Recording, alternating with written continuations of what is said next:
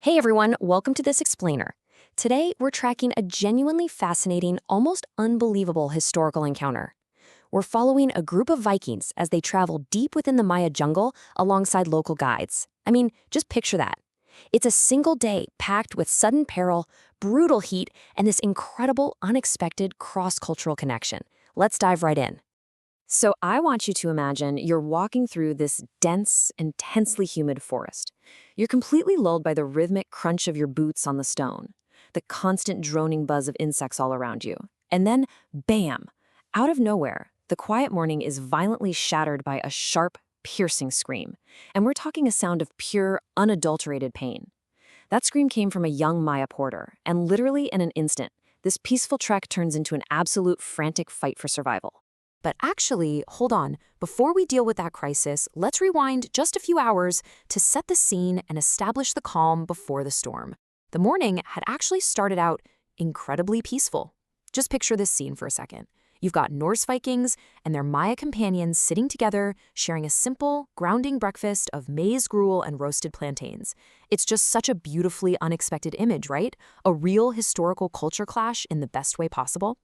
The air was cool, you could smell the wood smoke, and the Maya porters were stoic, packed, and ready to go. No one had even the slightest clue how drastically the day was about to turn. Now, the terrain they were traversing was pretty extraordinary. They weren't just hacking their way through thick underbrush with machetes or anything. They were actually walking on a sack bay. That's a raised, paved road built by the ancient Maya. Think of it like this brilliant white limestone ribbon, cutting straight through a vibrant, buzzing wall of unseen jungle creatures. But while the road itself was clear, the environment, it was punishing. The humidity was rising rapidly as the morning sun came up, and it was just pressing in on the travelers from all sides, making the air feel incredibly thick and heavy. And it's exactly that heavy, buzzing atmosphere that gets completely shattered by the scream. Instantly, it's total chaos. The Vikings, operating on pure ingrained warrior instinct, just freeze. They draw their weapons immediately, forming a tight protective circle. Their chieftain, Ragnar, is barking demands, trying to figure out what's attacking them. And then, their Maya guide, Kubalu, points ahead with this grim look on his face and shouts, one of the porters, Kooks. Now, Kooks is a Maya word signaling pain or a bite. The unseen threat of the jungle had officially struck. The group rushes forward, and they find Shaman, that's the young Maya porter, writhing on the white limestone of the sock bay in absolute agony. The culprit? Well, it was a large, pitch-black scorpion, roughly the size of a grown man's hand. I mean, just visualize the sheer shock of that for a second. A hand-sized arachnid scuttling back into the undergrowth, leaving behind these nasty puncture marks on Shaman's ankle. A dark discoloration was already spreading super fast across his rapidly swelling leg, and sweat was just pouring down his face from the intense fever of the venom. You can completely understand the sheer terror this inspired, right? Especially for the Norsemen. They had never seen anything even remotely like this. Uberik, one of the Viking warriors, literally turns pale and yells out, "A creature of the underworld, it has poisoned him." And honestly, you kind of can't blame the guy.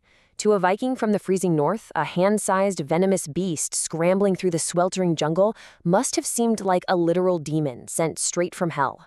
The fear and the culture shock in this specific moment are just absolutely palpable. But here's where things get really interesting. What happens next is this incredible, rapid display of cross-cultural teamwork. They don't just stand around panicking. First, they secure the area. Then Kubalu steps up. As the local expert, he assesses the venom and realizes, okay, it won't kill a strong man, but the agony is going to completely incapacitate him. He can't walk. Next, a Norse woman named Christina immediately jumps in, using clean linen to tightly bind the wound. And finally, Viking warriors Bjorn and Kanal actually sacrifice their own spears and cloaks to build a makeshift litter. They pivot instantly to save this young man. There wasn't even a second of debate about leaving him behind. Of course, making the decision to carry a guy is one thing, but actually doing it, that's a whole different story. The arduous carry begins. Now remember, these Vikings are used to freezing fjords and snowy landscapes. Definitely not 90-degree tropical heat with max humidity. So now you have two burly warriors straining under the dead weight of a grown man, navigating a dense jungle in this oppressive, sweltering oven. The humidity churns every single step into a massive physical struggle. Zamin's cries of agony are heartbreaking, and these Norsemen are being pushed to their absolute physical breaking point. Yet, right in the middle of this totally grueling trek, we see something truly beautiful. As they stumble along the Suck Bay, they pass these small groups of local Maya farmers and traders heading to their fields. And seeing the injured man and the exhausted, very strange-looking foreigners carrying him, these locals don't just stare or run away. They offer unasked for aid. They murmur these sympathetic words and just start handing over gourds of fresh water to the struggling group. It brilliantly illustrates the deep, instinctual community ties of the Maya people. It really makes you pause and think about how we respond to strangers in need today, doesn't it? Empathy here literally requires absolutely no shared language. The contrast they experience on this journey is just staggering. One moment, they are trapped in the most oppressive part of the jungle. The sun is beating down, their breathing is ragged, the Vikings are sweating buckets, and despair is literally starting to set in. One warrior even rasps out that the heat is going to kill them all. But then, out of nowhere, the jungle suddenly opens up to reveal this shimmering oasis, a cool, damp, incredibly clear blue pool of water. It's a miraculous discovery right at the exact moment their bodies are about to completely give out. So what they stumbled upon is a crucial, iconic geographical feature of the Yucatan Peninsula. It's called a cenote, or cenote in the Maya language. Basically, it's a natural pit or sinkhole that exposes this incredibly cool, clear groundwater right beneath the jungle floor. For the Maya, these were sacred sources of life. And for our heat-weary travelers, well, Kubalu calls it an absolute blessing.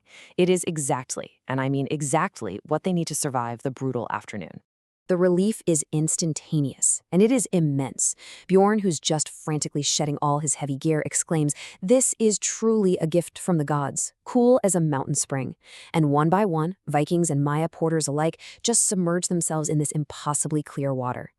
Think about that deeply shared human experience for a second, washing away the sweat, the dust, and the sheer terror of the trail, all together.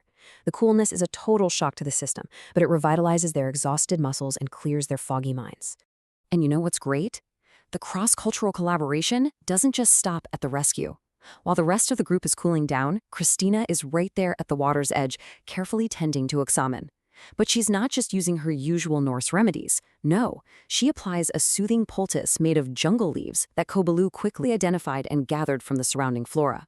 It's this beautiful, seamless merging of Christina's gentle, practiced care with Kobalu's deep, localized botanical knowledge. They're actively learning to rely on each other's unique strengths.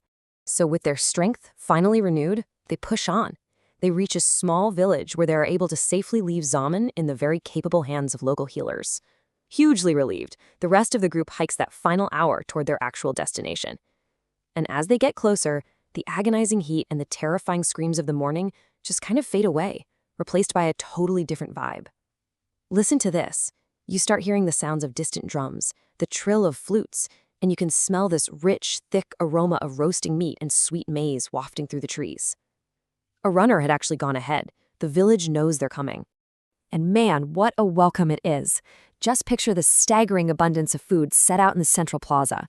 We're talking roasted peccary, steaming tamales wrapped up in big banana leaves, massive bowls of vibrant tropical fruit, and all these gourds brimming with sweet, fermented drinks.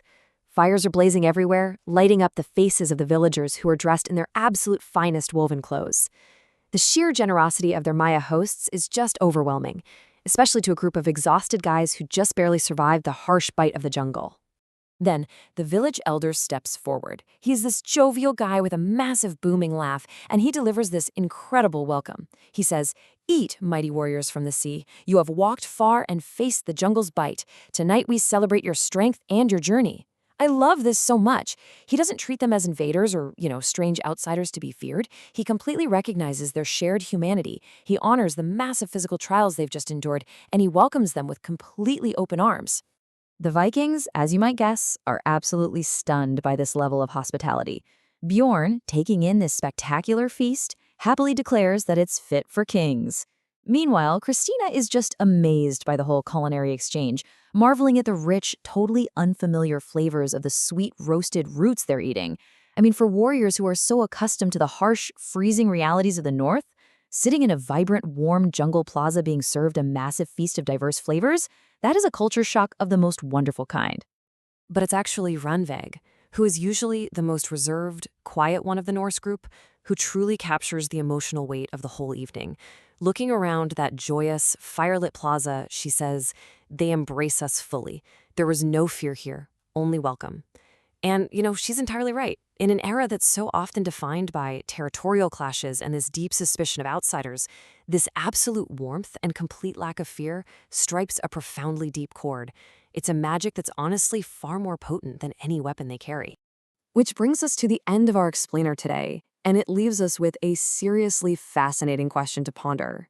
How does this shared struggle and this beautiful celebration redefine our view of two famously fierce warrior cultures? We so often picture both the Vikings and the Maya strictly through this harsh lens of combat, blood, and conquest. But right here, in this story, we see immense vulnerability, instantaneous teamwork to save a total stranger, and just staggering hospitality. It really turns our assumptions upside down, doesn't it? Thank you so much for exploring this with me, and as always, keep questioning history.